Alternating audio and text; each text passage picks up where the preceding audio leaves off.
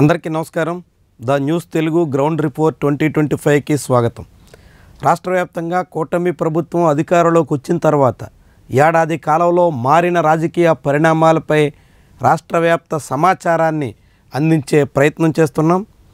అన్ని జిల్లాల్లోనూ ప్రతి నియోజకవర్గంలోనూ పరిస్థితి ఎట్లా ఉంది అనేది గ్రౌండ్ రిపోర్ట్ పేరుతో తెలియజేస్తున్నాం. ఇప్పటికే అనేక జిల్లాలు పార్లమెంట్ నియోజకవర్గాల వారీగా మొత్తం గ్రౌండ్ రిపోర్ట్ వీడియోలన్నీ ఉన్నాయి. వాటిని మీరు ప్లేలిస్ట్లోకి వెళ్ళి చూడొచ్చు. దాంతోపాటుగా ఈరోజు మనం చిత్తూరు పార్లమెంట్ నియోజకవర్గం పరిధిలో ఉన్నటువంటి 7 అసెంబ్లీ స్థానాల్లో రాజకీయ పరిస్థితులు ఏంటి, ఏ నియోజకవర్గంలో ఎలా ఉంది అన్నది వివరంగా తెలుసుకుందాం.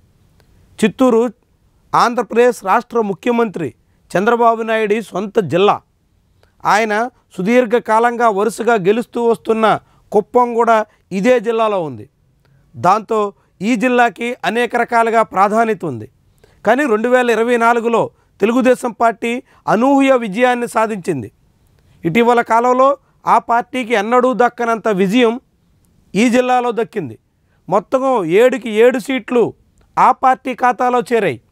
వైఎస్ఆర్సీపీ అసలు బోణీ కొట్టలేని పరిస్థితి ఏర్పడింది.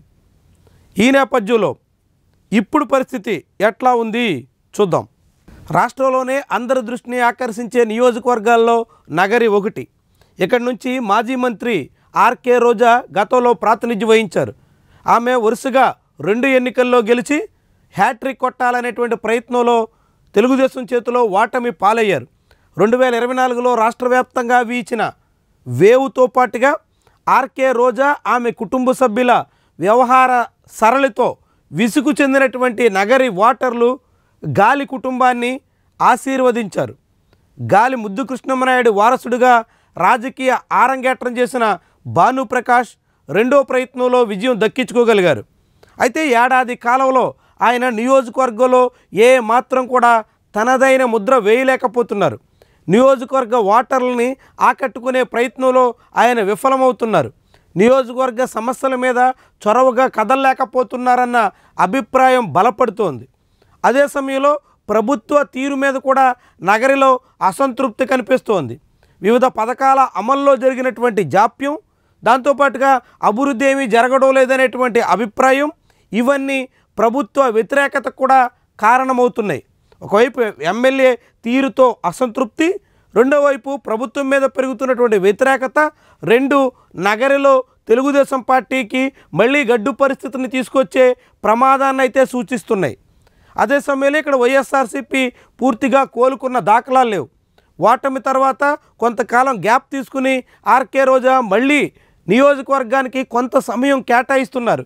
అయితే ఆమె ఎక్కువగా హైదరాబాద్కే పరిమితం అవుతుండడం, ఎమ్మెల్యేగా ఉండగాను ఇప్పుడు కూడా నియోజకవర్గ వాసుల్లో పూర్తి నమ్మకాన్ని సంపాదించలేని పరిస్థితికి కారణమవుతుంది.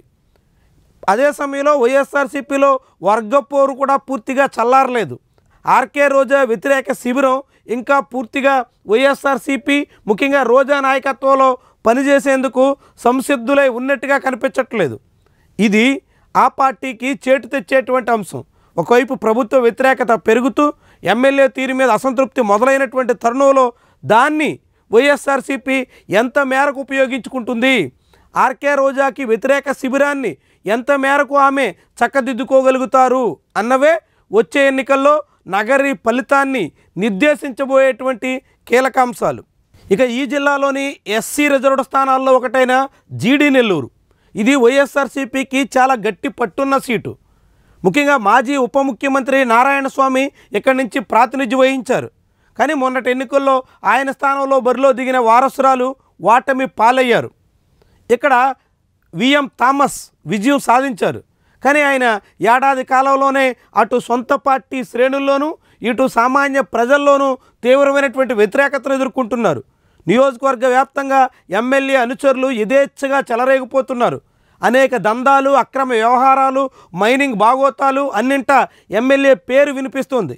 ఎమ్మెల్యేని అడ్డం పెట్టుకుని తెలుగుదేశం పార్టీలోని ఒక సెక్షన్ యథేచ్ఛగా చెలరేగిపోతున్నటువంటి తీరు కారణంగా జీడి నెల్లూరులో ఆ పార్టీకి ఇబ్బందులు తప్పవనేటువంటి అభిప్రాయం మొదలైపోయింది.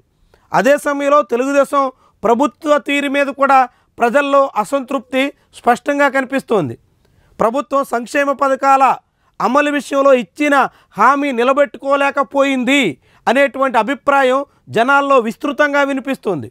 ఇది జీడీ నెల్లూరులో తెలుగుదేశం పార్టీకి కష్టాన్ని తెచ్చుకొచ్చే అంశంగా మారుతోంది. అదే సమయంలో ఇక్కడ వైఎస్ఆర్సీపీ ఇప్పుడిప్పుడే గాడిలో పడుతున్నట్టుగా కనిపిస్తుంది. తిరిగి పట్టాలెక్కే ప్రయత్నం మొదలుపెట్టారు. అయితే అది పూర్తిగా కోలుకున్నట్టుగా కనిపించట్లేదు. వైఎస్ఆర్సీపీ ఇక్కడ మాత్రం తిరిగి పట్టాలెక్కి పరిస్థితిని చక్కదిద్దుకోగలిగితే ఆ పార్టీకి తిరిగి జీడీ నెల్లూరు వాసులు పట్టం కట్టే పరిణామాలైతే కనిపిస్తున్నాయి. ఆ సూచికని ఎంతవరకు సొమ్ము చేసుకుంటుందన్న దాన్ని బట్టే జీడీ నెల్లూరులో వైఎస్ఆర్సీపీ భవితవ్యం ఆధారపడి ఉంటుంది. ఇక జిల్లా కేంద్రం చిత్తూరు. ఇక్కడ నుంచి అనూహ్యంగా కూటమి మద్దతు కారణంగా జగన్మోహన్ విజయం సాధించారు. ఆయన విస్తృతంగా ప్రజల్లో అందుబాటులో ఉండేటువంటి నాయకుడిగా పేరుంది. కానీ ఆయన అనుచరులు సాగిస్తున్నటువంటి వ్యవహారాలు ప్రభుత్వ వ్యతిరేకతకు కారణమవుతున్నాయి. జిల్లా కేంద్ర నియోజకవర్గంలో ఎమ్మెల్యే అండ్ కో సాగిస్తున్నటువంటి దందాల మీద చాలా విమర్శలు వెల్లువెత్తుతున్నాయి. అదే సమయంలో ప్రభుత్వ తీరు మీద కూడా నియోజకవర్గ వాసుల్లో మిశ్రమ స్పందన వినిపిస్తోంది. సంక్షేమ పథకాలు అమలు కాలేదని సామాన్య ప్రజల్లో వినిపిస్తున్నటువంటి మాట. కానీ రోడ్లు కాసింత బాగుపడడం, ఇతర కొద్దిపాటి సమస్యలు తీరినటువంటి నేపథ్యంలో మధ్యతరగతి, ఎగువ మధ్యతరగతిలో సంతృప్తి అయితే కనిపిస్తోంది.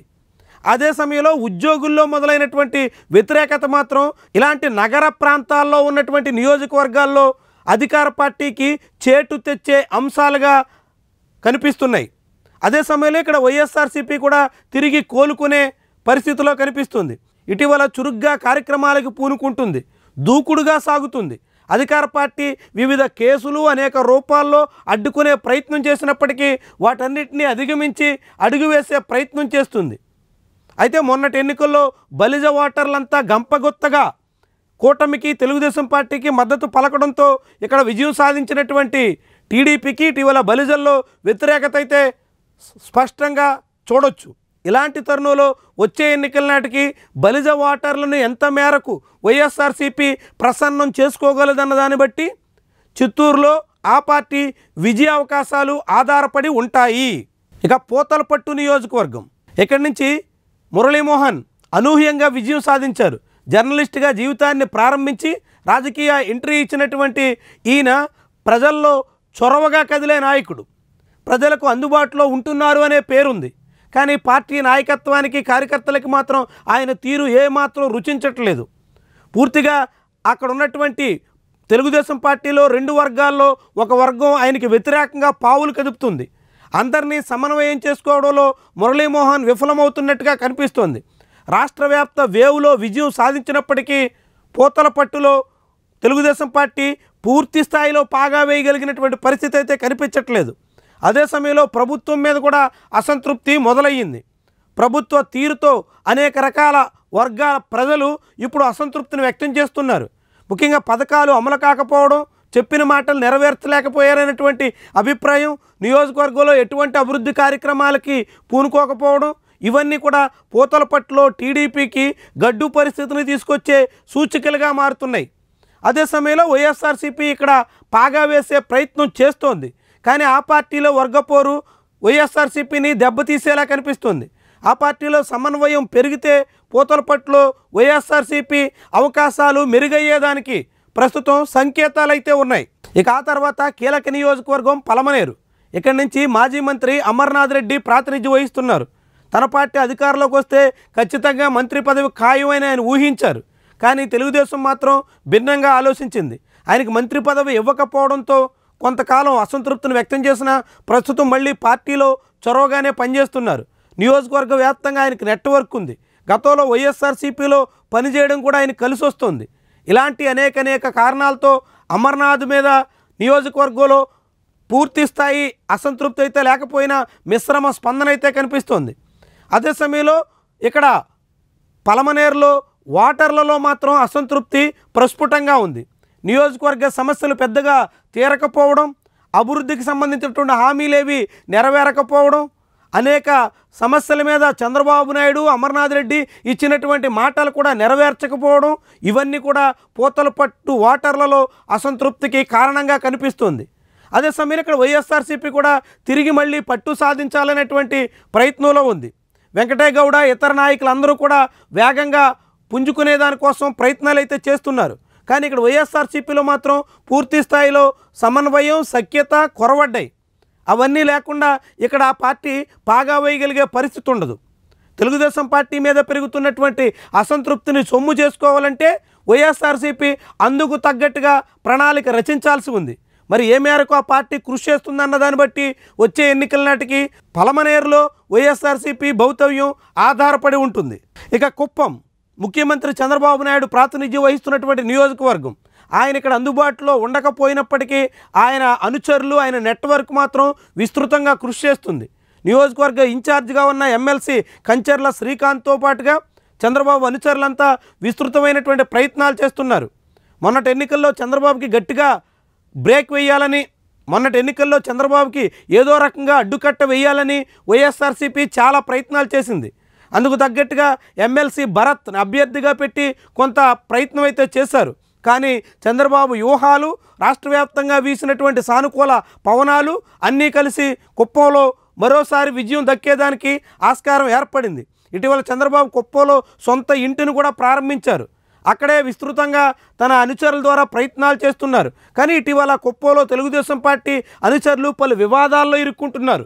తెలుగుదేశం పార్టీ నేతల దుందుడుకు చర్యలు ఆ పార్టీకి చేటు తెచ్చేలా కనిపిస్తున్నాయి. అదే సమయంలో ఇక్కడ వైఎస్ఆర్సీపీ మాత్రం కోలుకున్న దాఖలాలు లేవు. అసలు ఓటమి తర్వాత తిరిగి మళ్ళీ కార్యాచరణ వైపు కూడా పూర్తిగా దృష్టి పెట్టినటువంటి దాఖలాలు లేవు.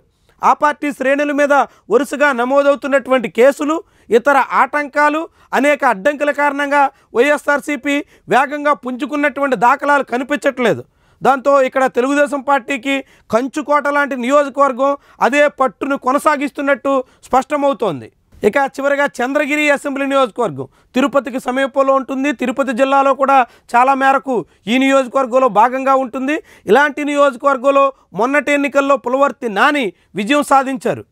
అయితే ఏడాది కాలంలోనే ఎమ్మెల్యే మీద అసంతృప్తి ఛాయలైతే ప్రస్ఫుటంగా ఉన్నాయి. ఎమ్మెల్యే, ఆయన కుటుంబ సభ్యులు సాగిస్తున్నటువంటి దందాలు, అవినీతి వ్యవహారాలు, అక్రమ బాగోతాలు అన్నీ నిత్యం వివాదాల మయంగా చంద్రగిరి మారుతోంది. అదే సమయంలో ప్రభుత్వ వ్యతిరేకత కూడా ప్రస్ఫుటంగా ఉంది. ప్రభుత్వ తీరుతో అనేక రకాలుగా అసంతృప్తి ఛాయలు వెల్లువెత్తుతున్నాయి. ముఖ్యంగా ఎమ్మెల్యే అనుచరులు సాగిస్తున్నటువంటి భూ కబ్జాలు, దందాలు ఇవన్నీ సామాన్య ప్రజలు ఆందోళనకు గురయ్యేలా కనిపిస్తున్నాయి. వీటన్నిటినీ చక్కదిద్దుకుంటారా, లేకుంటే ఇదే రీతిలో ప్రజల్లో అసంతృప్తి మరింత రాజుకోవడానికి కారణమవుతారా అన్నది వచ్చే ఎన్నికల నాటికి ఫలితాల్ని నిర్దేశించే అంశం. అదే సమయంలో ఇక్కడ వైఎస్ఆర్సీపీ మీద చెవిరెడ్డి భాస్కర్ రెడ్డి కుటుంబానికి గట్టి పట్టున్నప్పటికీ వరుసగా వస్తున్నటువంటి కేసులు, ఇతర ఆటంకాల కారణంగా ఆ పార్టీ ఉత్సాహంగా కదులుతున్న దాఖలాలు లేవు. అనేక మంది వైఎస్ఆర్సీపీ నేతల మీద పలు కేసులు ఇప్పటికే దాఖలయ్యాయి. పలువురు జైలు పాలు కావాల్సి వచ్చింది. వాటన్నిటి నుంచి అధిగమించి తిరిగి మళ్ళీ పార్టీ పూర్తిగా పట్టాలెక్కడానికి ఇంకొంత సమయం పట్టే పరిస్థితి అయితే ఉంది. కానీ ప్రస్తుతానికి మాత్రం ప్రభుత్వం మీద, ఎమ్మెల్యే తీరు మీద పెరుగుతున్నటువంటి అసంతృప్తి, వ్యతిరేకత అన్నీ నేరుగా వైఎస్ఆర్సీపీకి ఉపయోగపడే దిశలో ఉన్నాయి. మరి వచ్చే ఎన్నికల నాటికి ఎంత మేరకు తట్టుకుని తిరిగి పుంజుకునే దిశలో సాగగలుగుతారు, ప్రభుత్వ వ్యతిరేకతను ఏ రీతిన వినియోగించుకుంటారు అన్నది ఇక్కడి ఫలితాలను నిర్దేశించే అంశం. మొత్తంగా చూస్తే చిత్తూరు జిల్లాలో ఉన్నటువంటి 7 అసెంబ్లీ నియోజకవర్గాలకు గాను ఎప్పటికిప్పుడు 3 చోట్ల వైఎస్ఆర్సీపీకి తిరిగి మళ్ళీ పుంజుకునే అవకాశాలు ప్రస్ఫుటంగా కనిపిస్తున్నాయి. ఎస్సీ రిజర్వ్డ్ స్థానాల్లో తెలుగుదేశం పార్టీ నేతలు ఏమాత్రం ప్రభావితం చేయలేకపోవడం, వర్గపోరు అన్నీ కలిసి అధికార పార్టీకి చేటు తెస్తున్నాయి. అదే సమయంలో ఇక్కడ వైఎస్ఆర్సీపీ అన్ని నియోజకవర్గాల్లోనూ సమన్వయకర్తలు చొరవగా పనిచేయలేని పరిస్థితి ఉంది. వాళ్ళంతా తిరిగి మళ్ళీ గాడిలో పడి యాక్టివ్గా కార్యకలాపాలు చేయగలిగితే మాత్రం మరింతగా ఇక్కడ పట్టు సాధించేదానికి అవకాశం దక్కుతుంది. అయితే మిగిలిన 4 నియోజకవర్గాల్లో పూర్తి స్థాయి సేఫ్ జోన్లో కనిపిస్తున్నటువంటి తెలుగుదేశం నేతలు తమ మీద పెరుగుతున్నటువంటి అసంతృప్తిని, ప్రభుత్వ తీరుతో వెల్లడవుతున్నటువంటి వ్యతిరేకతని సమర్థవంతంగా సరిచేసుకుంటే మాత్రమే వచ్చే ఎన్నికల నాటికి సానుకూల ఫలితాలు దక్కించుకోగలరు అనేటువంటి అభిప్రాయం చిత్తూరు ఓటర్లలో వినిపిస్తోంది. మరి ఏ మేరకు అధికార పార్టీ సరిచేసుకుంటుంది? ఇప్పటికే బలిజ లాంటి కీలకమైన కులస్తుల్లో మొదలైన అసంతృప్తి ఎంత మేరకు రాజుకుని తెలుగుదేశం అభ్యర్థులకి చేటు తెచ్చే దిశలో మళ్ళుతుంది? అదే సమయంలో దాన్ని వైఎస్ఆర్సీపీ ఎంత మేరకు వినియోగించుకుంటుందన్న దాన్ని బట్టి చిత్తూరు జిల్లా రాజకీయ పరిణామాలు ఆధారపడి ఉంటాయని చెప్పొచ్చు. ఇది ఈరోజు వీడియో. నచ్చితే లైక్ చేయండి, కామెంట్ రాయండి, షేర్ చేసి సబ్స్క్రైబ్ కూడా చేయండి. Thank you very much for watching.